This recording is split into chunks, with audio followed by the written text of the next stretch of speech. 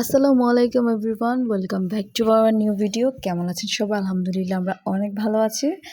আজকে হলো চাঁদ রাত, আর চাঁদ রাতে আমি প্রতি বছরই একটু না একটু বের হই।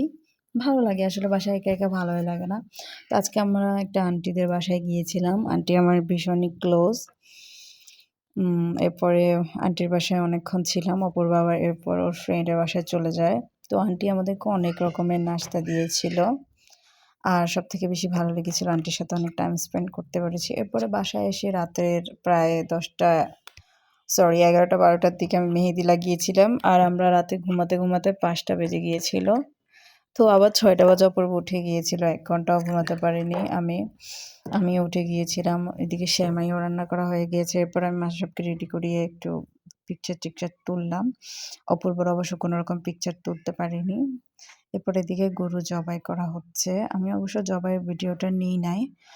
যদিও জাস্ট এর আগের মুহূর্তের ভিডিও নিয়েছিলাম। যদিও গরুর ভিডিও করা কোনো রকমের ঠিক না, এর জন্য আমি কোনো রকমভাবে গরুর ভিডিও করিনি। জাস্ট শেষ মুহূর্তে একটু করলাম।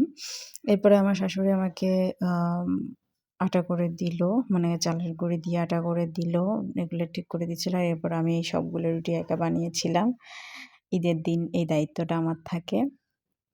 এরপরে ফ্যান অফ করে রেখেছিলাম যে গুঁড়ি উড়ে যায় বলে। এর জন্য অপূর্ব আমাকে বাইরে থেকে একটা ফ্যান চালিয়ে দিল যাতে আমার গরম না লাগে। এরপরে আমার রুটি বানানো শেষ। আমি এবার মাংস বসিয়ে দিচ্ছিলাম। মাংসটা আনার সাথে সাথেই বসিয়ে দিলাম। আর আমি কখনো একসাথে এতগুলো মাংস রান্না করিনি। ফার্স্ট টাইম আমি খুবই ভয়ে ছিলাম যে কেমন না কেমন হয়।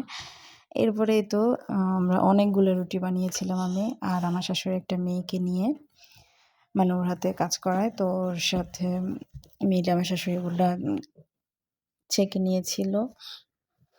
আর আমি এদিকে মাংস নিয়ে বিজি। হ্যাঁ, যদিও মাংসটা রান্না করা শেষ। যারা খেয়েছিল সবার কাছে ভীষণ ভালো লেগেছিল। যদিও এখানে একসাথে ছিল বলে একটু তেলটা বেশি লাগছিল।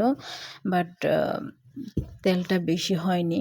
যারা খেয়েছিল সবার কাছেই ভালো লেগেছিল। আর আমি সরিষার তেল দিয়ে রান্না করেছিলাম।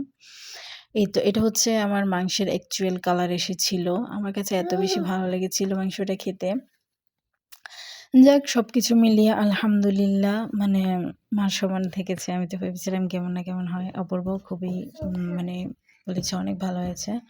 এরপরে রাত্রেবেলায় ঈদের দিন রাত্রে অপূর্ব আমাকে মেহেদি লাগিয়ে দিয়েছিল। যেহেতু আজকে পিকচার তোলা হয়নি, বৃষ্টি হয়েছিল, এর জন্য এই ফার্স্ট টাইম কোনো ঈদ আমি পিকচার তুলিনি। তো অপূর্ব অনেক সুন্দর করে আমাকে মেহেদি পরিয়ে দিয়েছিল। এরপরে পরদিন সকালে মাশরাফ আমার জুয়েলারি নিয়ে নিজে নিজে পড়ছিল মেয়েদের মতো আর হাসছিল।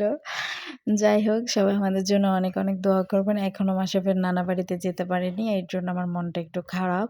আর অপূর্ব তো সারাদিনই ঘুরতে বের হচ্ছে। এটা ছিল তার শ্বশুরের দেওয়া গিফট। যে পাঞ্জাবিটা আপনাদেরকে তো এখন দেখাইনি আমাদের শপিং ভিডিওতে। এটা ছিল তার গিফট। অনেক সুন্দর একটা পাঞ্জাবি ছিল। সে নিজেই পছন্দ করে কিনেছিল আর এখন রেডি হয়ে বের হচ্ছিল। তো আমরা একটু দুষ্টুমি করছিলাম যে কাকা দেখাতে যাচ্ছিলে বা এত সেজেগুজে যাচ্ছ কেন? এবারে সে আমাকে বলছিল যে সে বিয়ে করতে যাচ্ছে। যাই হোক, এরপরে প্রচুর বৃষ্টি পরদিন সকালে। এটা সকাল মনেই হচ্ছে না, মনে হচ্ছে যেন সন্ধ্যা হয়ে গেছে। আসলে সকালবেলায় বৃষ্টিটা ছিল, এত অন্ধকার ছিল। তো পুরো ভিডিওটা দেখার জন্য অনেক অনেক থ্যাংকস। আল্লাহ হাফেজ।